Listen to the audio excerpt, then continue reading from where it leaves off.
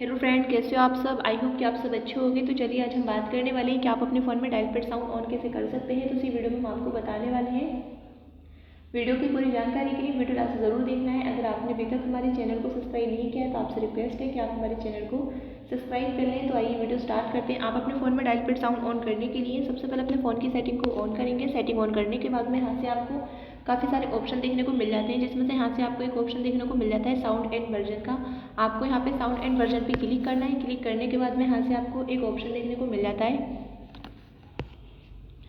System sound का। आपको यहाँ सिस्टम साउंड पे क्लिक करना है। क्लिक करने के बाद में यहाँ से आपको एक ऑप्शन देखने को मिल जाता है डायलिंग कीपैड का। आपको डायलिंग कीपैड पे क्लिक करना है। क्लिक करने के बाद में आपके फ़ोन में यहाँ पे डायलपैड साउंड ऑन हो चुका है। तो बहुत ही सिंपल है, इसी के अकॉर्डिंग आप अपने फ़ोन में डायलपैड साउंड ऑन कर सकते हैं। आई होप कि आपको वीडियो अच्छी लगे। वीडियो अच्छी लगे तो वीडियो को लाइक करें, शेयर करें। चैनल पर नए हो तो चैनल को सब्सक्राइब करें। मिलते हैं अगली नेक्स्ट इंटरेस्टिंग वीडियो के साथ। तब तक के लिए बाय एंड टेक केयर।